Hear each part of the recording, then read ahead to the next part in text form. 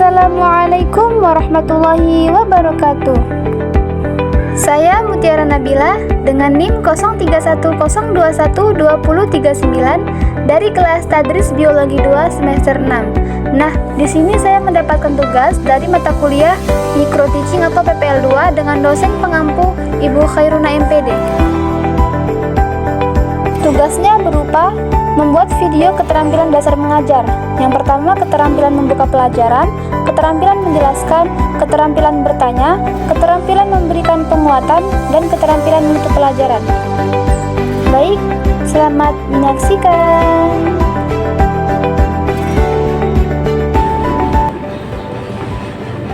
Assalamualaikum warahmatullahi wabarakatuh.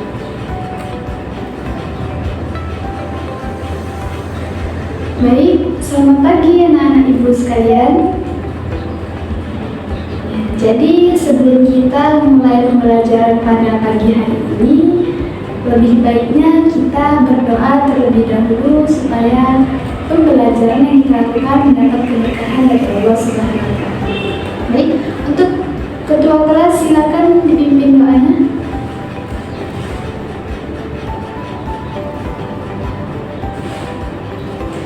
Alhamdulillah. Jadi Ibu akan mengecek presensi kalian terlebih dahulu ya. Arwita Putri, Anissa Rahma, Aldira Maulana, Ahmad Al-Hafiz.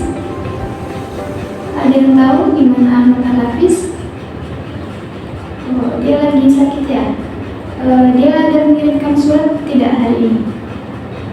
Oke, silakan antar ke meja ibu sekarang. Dwi Fadila, Irfan Syah. Baik, berarti cuma Ahmad Al-Hafiz yang tidak datang ya pada hari ini.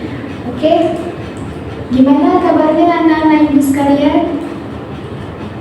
Alhamdulillah, baik, doa pastikan. Jadi udah pada sarapan belum nih? Oke, bagus. Jadi kalau kita sudah sarapan, tentunya kita akan mudah nih menerima pembelajaran pada hari ini dengan baik. Tadi teman kita si Ahmad Hafiz, dia sakit apa? Sakit demam, flu dan batuk ya? Tapi udah parah gitu ya? Jadi anak-anak ibu sekalian, tahu nggak flu itu disebabkan oleh apa? Nah, bagus. Jadi untuk materi kita pada hari ini sangat berkaitan nih dengan penyakit yang sedang dialami oleh teman kita Ahmad Al-Hafiz ini. Jadi coba siapa yang mau coba materi apa yang mau kita bahas pada hari ini? Siapa coba? Irfan Syah. Oke, jadi hari ini kita akan membahas mengenai virus. Silahkan buka bukunya halaman 30. Kita membicarakan tentang flu yang sedang diderita oleh teman kita tadi ya. Jadi flu ini, jadi ada kasus seperti contohnya udah terjadi nih dalam kehidupan kita sehari-hari, apalagi waktu kalian masih kecil kan. Nah, pasti kalian sering nih main hujan-hujanan. Nah, jadi ketika kalian hujan-hujanan, kemudian keesokan harinya pasti kalian demam, flu dan batuk kan. Walaupun nggak semua orang begitu, tapi kan sebagiannya pasti mengalami hal seperti itu. Jadi kemudian kalau kita udah sakit seperti itu, pasti orang tua kita menyalahkan seperti ini. Itulah kan gara-gara main hujan-hujanan jadinya sakit, demam, flu dan batuk kan. Nah, jadi anak-anak ibu sekalian, jadi faktor utama yang menyebabkan flu itu pada dasarnya bukan dari air hujan tadi. Jadi begini, tubuh kita ketika kena air hujan tentunya akan mengalami perubahan suhu yang tadinya normal menjadi suhunya naik gitu, jadinya kita demam. Nah, si virus ini suka pada tubuh manusia yang sedang lemah, yang sedang tidak normal suhu tubuhnya. Jadi ketika suhu kita naik, maka virus tadi akan mudah masuk ke dalam tubuh kita, akan berkembang biak. Jadinya kita mengalami yang namanya flu. Kemudian ada nih virus yang menyebabkan penyakit flu ini. Apakah ada yang tahu anak-anak ibu sekalian? Siapa yang mau jawab? Ayo. Ya, Anissa. Oke, jadi virusnya namanya virus orthomyxovirus atau orthomyxovirus ini termasuk ke dalam virus influenza. Nah, kemudian kita akan membahas mengenai sejarah tentang virus. Jadi tentu setiap sesuatu punya sejarah dong pastinya kan. Jadi pada tahun 1883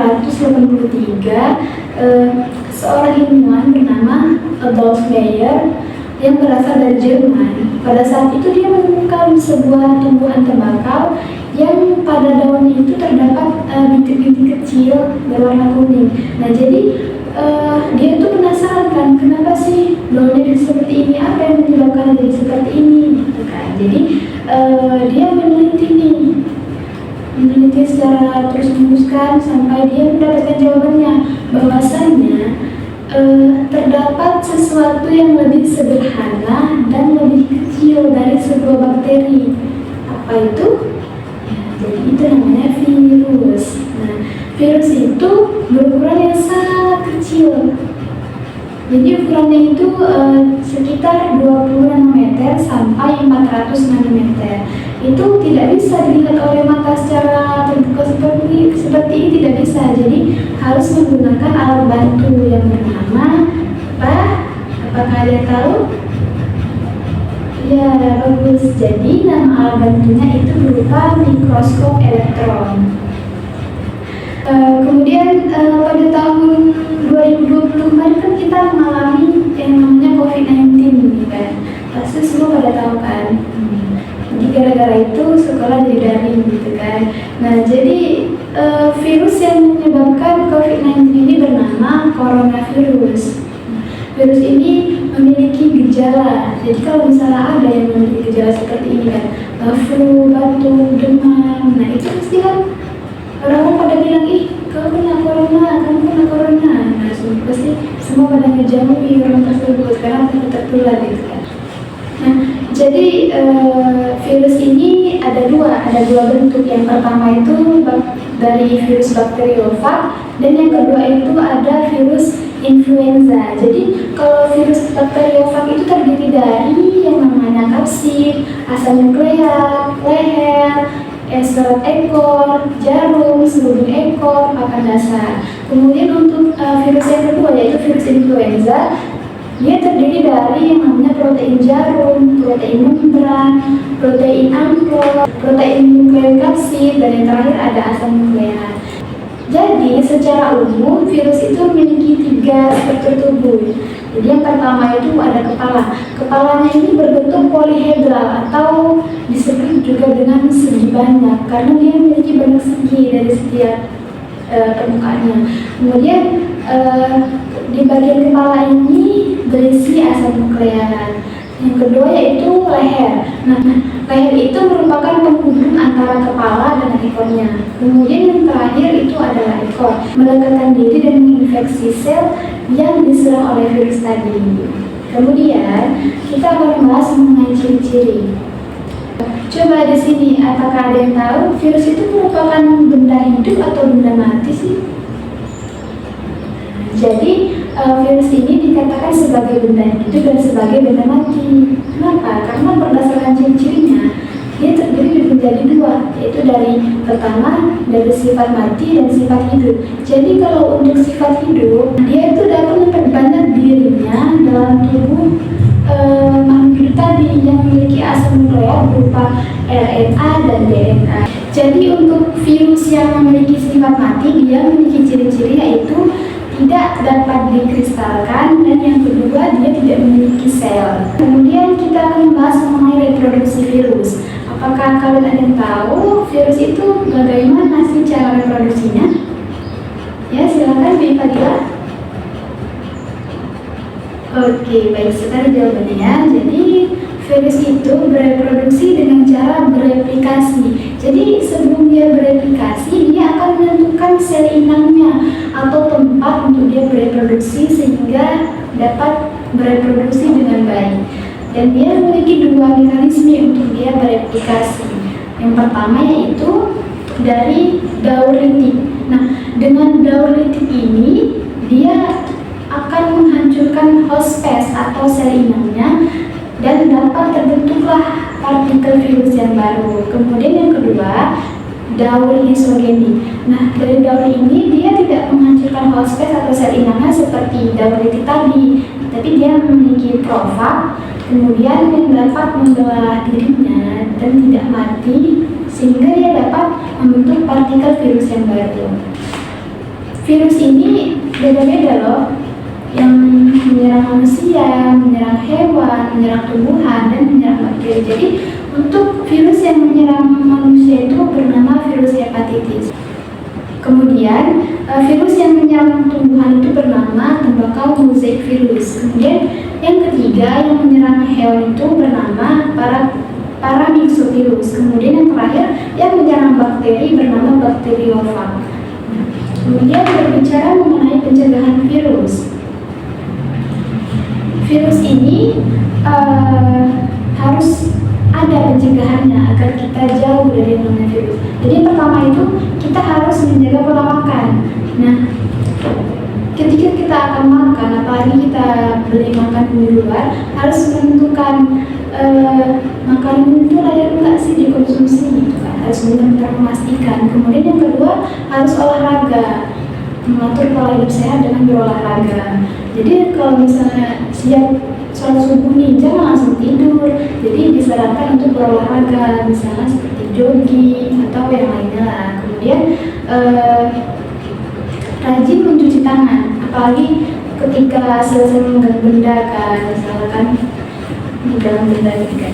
Jadi kita tidak tahu apakah di benda tersebut ada virus atau tidak, karena kan virus tidak dapat dilihat oleh mata secara langsung. Jadi selesai memegang benda tadi, seharusnya kita mencuci tangan terlebih dahulu, mencuci tangan agar tangan kita tetap bersih. Jadi virus merupakan organisme mikroskopis yang terdiri dari materi genetik berupa DNA dan RNA yang dikelilingi oleh lapisan protein yang disebut dengan kapsid.